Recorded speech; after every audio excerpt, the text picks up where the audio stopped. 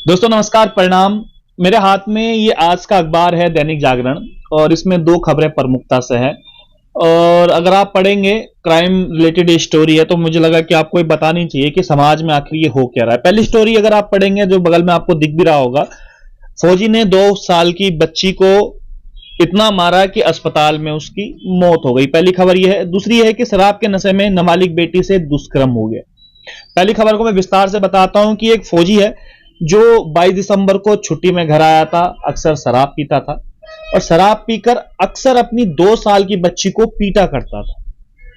मतलब खुद सोचिएगा कि 2 साल की उसकी बच्ची होगी जिसको अभी दुनियादारी के बारे में कुछ नहीं पता, ढंग से बोल भी नहीं पाती होगी, और शराब पीकर उसकी इतनी पिटाई उसने कर दी कि उसकी आखिरकार मौत हो गई। पहले तो उसको निजी अस्पताल में दिखाया गया। निजी अस्पताल में डॉक्टर नहीं मिले क्योंकि रात की एक घटना थी। उसके बाद उसको कैंट के मिलिट्री हॉस्पिटल में दिखाया गया, वहां भी डॉक्टर नहीं मिले। तो अंत में मैक्स अस्पताल ले जाया गया, जो राजपुर रोड पे स्थित है। मसूरी की तरफ अगर आप जाएंगे तो वहां पर डॉक्टर ने बोल दिया कि अब आपकी बच्ची नहीं मिल सकती। ये 13 जनवरी की एक घटना है। उसके ठीक 2 दिन बाद 15 जनवरी को जो उसकी पत्नी है, नीरा उसका नाम है और आनंद सिंह ये फौजी का नाम है, उसके बाद उसका गला दबाया जाता है। और जब उसका गला दबाया जाता है और जैसे तैसे खुद भी बचती है, तो उसके बाद वो तहरीर लिखवाती है और अब वो फौजी गायब है। दूसरी खबर है कि शराब के नशे में नाबालिग बेटी से दुष्कर्म। ये भी शराब का ही मामला है। रायपुर का ये मामला है जहां पर एक महिला ने तहरीर दी है कि उनकी 3 बच्चों के साथ वो रहती है और उसके पति एक दिन आए शराब पीकर। वैसे तो प्रतिदिन शराब पीते हैं, लेकिन उस दिन शराब पीकर आए 12 बजे के तकरीबन। अपने बच्चों को उन्होंने पीटा। कुछ देर बाद माहौल शांत हुआ तो उसके बाद सब सोने चले गए। थोड़ी देर बाद पति आता है, अपनी 16 साल की जो अपनी बच्ची है उसे उठाकर अपने कमरे में ले आता है, उसके साथ बलात्कार करता है, उसको पीटता है। उसके कई जगह काटने के निशान भी हैं। तो यह घटनाक्रम आज की क्राइम स्टोरी में मैं आपको बताने वाला हूं कि ये उत्तराखंड की पवित्र देवभूमि में क्या हो रहा है। ये पापी आखिर आ कहां से गए।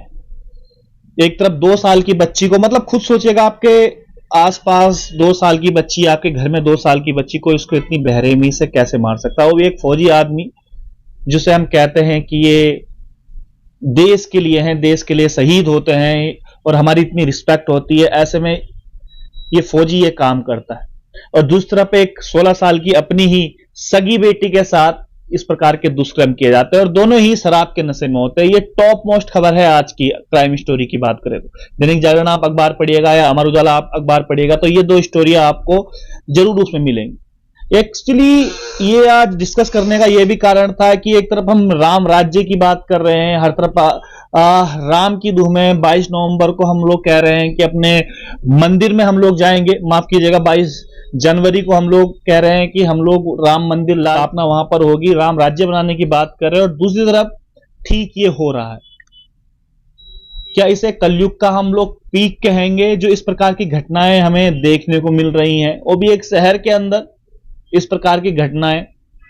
ये अपने आप में ही सोचने वाली बात है कि ये मानसिकता कहां से उत्पन्न हो रही है। क्या शराब का सेवन इतना खतरनाक हो चला है कि ये क्राइम लगातार बढ़ रहे जा रहे हैं। एक बाप को ये नहीं पता चल पा रहा है कि उसकी 16 साल की नाबालिग बच्ची के साथ वो क्या कर रहा है, या एक बाप को ये नहीं पता चल पा रहा है कि अपनी 2 साल की बच्ची को कितना पीट रहा है कि उसकी 2 साल की बच्ची की आखिर मौत हो गई।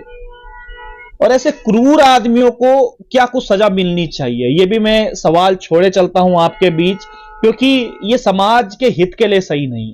इस प्रकार की जब खबरें हमें मिलती है तो हमारा दिल दहक जाता है, या दिल हमारा कहता है कि भाई ये आखिर समाज, किस प्रकार के समाज का हम लोग निर्माण कर रहे हैं। ये समाज में इस प्रकार की दुष्प्रभाव या दुष्भावना क्यों आ रही है, इसका कारण क्या।